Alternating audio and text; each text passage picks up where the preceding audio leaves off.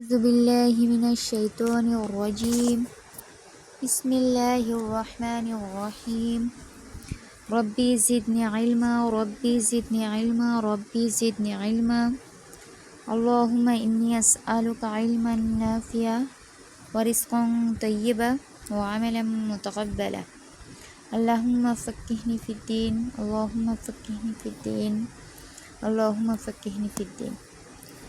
আজকে আমাদের পাঠ্য হরফ হচ্ছে কাফ। কাফ আমরা এখন দেখব কাফ উচ্চারণটা ইনশাআল্লাহ। ভাষা শেখার সবচেয়ে কঠিন দিক কোনটি? তো আমাদের পাঠ্য হরফ হচ্ছে কাফ। আমরা কাফের একটু লেখাটা দেখব।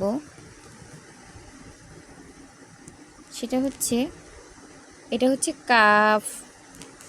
উচ্চারণে আমরা 3 আলিফ মাদ টানবো। কাফ 3 আলিফ 3 আলিফ মাদ আমরা টানবো। কাফ যদি আমরা শব্দের শুরুতে পাই, শুরুতে আমরা এভাবে, মাঝে এভাবে এবং শেষে ফুল ফর্মে পাবো। এটা হচ্ছে কাফ। কাফের হরফের লেখ্য পরিচিতি কাফ। কাফ 3 আলিফ মাদ টানবো উচ্চারণে। তো আমরা মাখরাজটা একটু দেখি। 5 নং মাখরাজ জিহবার গোড়া। জিহবার গোড়া হতে একটু আগে বাড়িয়ে তার বরাবর উপরে তালুর সঙ্গে লাগিয়ে উচ্চারিত হয় কাফ। দেখুন, আমরা বাংলা যে ক বর্ণটি আমাদের আছে, সে ক বর্ণের সাথে কাফের মিল আছে।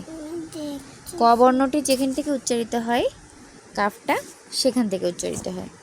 এই যে আমরা কিন্তু কফ উচ্চারণে জিহ্বার গোড়া উপরের নরম তালুর সাথে মিশিয়েছিলাম কফ কফ, কিন্তু কাফ উচ্চারণটাই আমাদের উপরের শক্ত তালু ব্যবহার করতে হবে। তাহলে কি?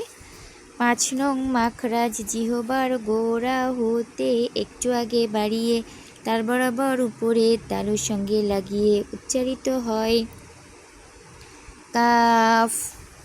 কাফ কাফ সহজ হরফ, একদম সহজ হরফ।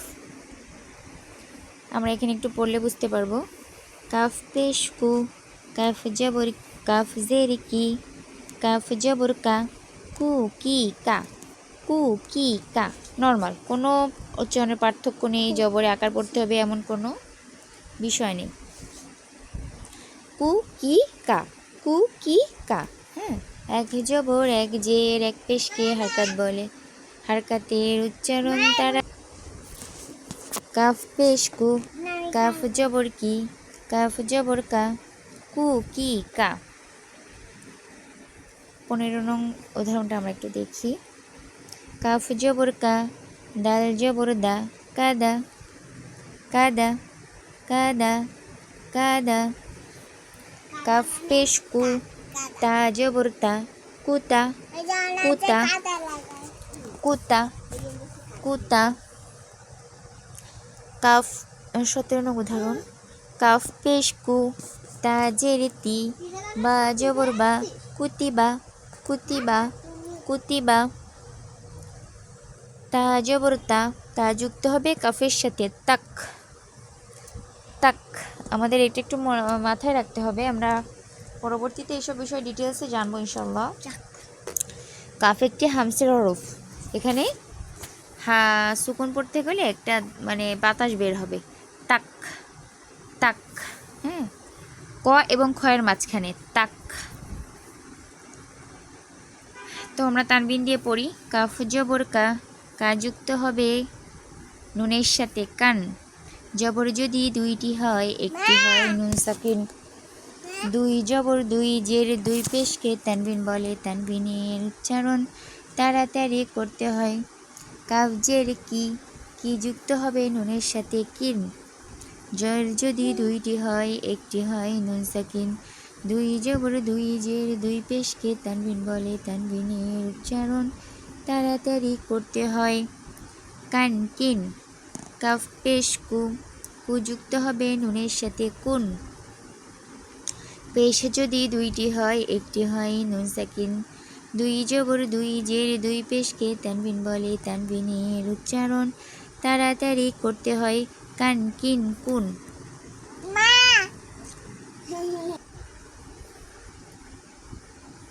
কাফ পেশ কু, কাফ জবর কি, কাফ জবর কা, কু কি কা।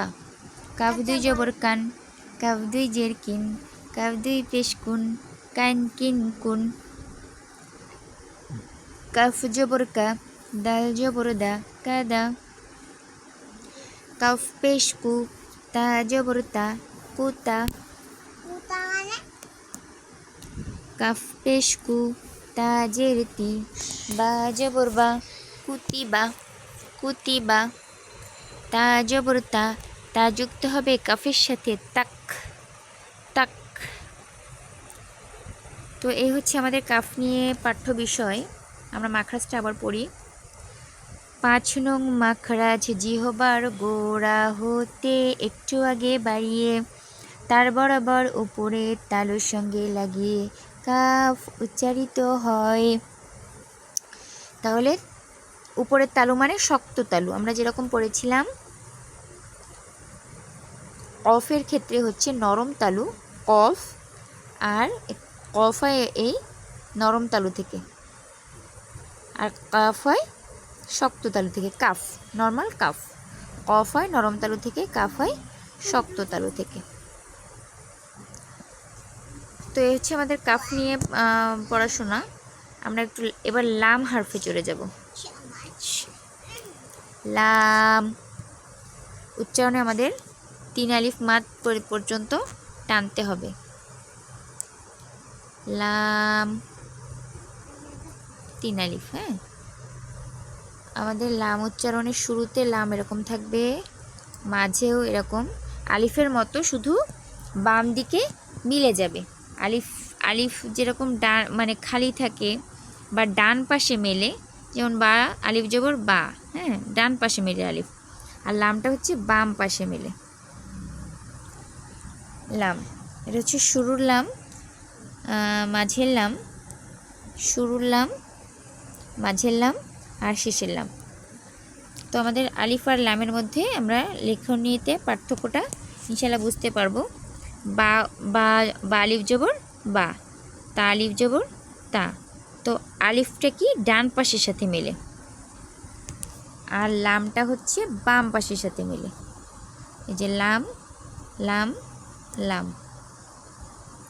হ্যাঁ, বা লাম নুন।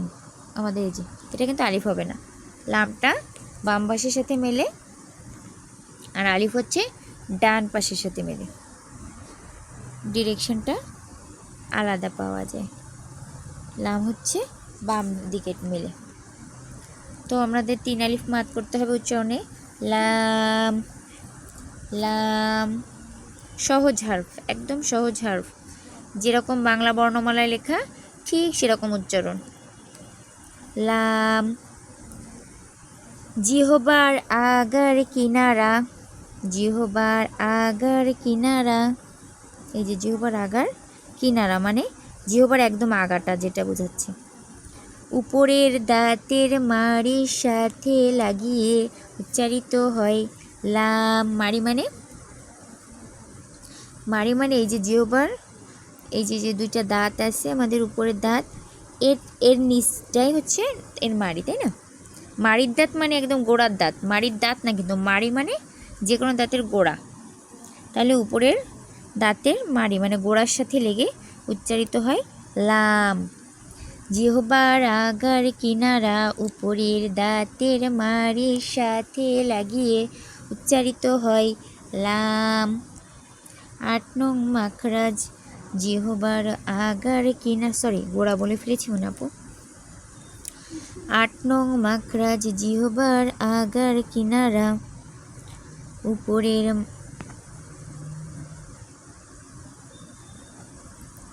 আচ্ছা, 8 নং মাখরাজ জিহবার আগার কিনারা উপরের দাঁতের মাড়ির সাথে লাগিয়ে উচ্চারিত হয় লাম। লাম লাম লাম জবর লা। 19 নং উদাহরণ, লাম জবর লা, লাম জেরিলি, লাম পেশলু, লালিলু লালিলু লালিলু। এক জবর এক জের এক পেশকে হারকাত বলে, হারকাতের উচ্চারণ তাড়াতাড়ি করতে হয়। লালিলু। 21 নং উদাহরণ, লাম জেরেলি, সিন পেশসু, লিসু লিসু। লাম পেশলু, বা জবর বা, লুবা লুবা লুবা। পেশ উচ্চারণে সাধারণত আমাদের একটু ঠোঁটটা গোল হয়ে যায়। এছাড়া লাম উচ্চারণে সেরকম কোনো আলাদা আপনাকে এফোর্ট দিতে হবে না, কারণ লাম হরফটি কারোর সাথে মিলে যাওয়ার আশঙ্কা নেই।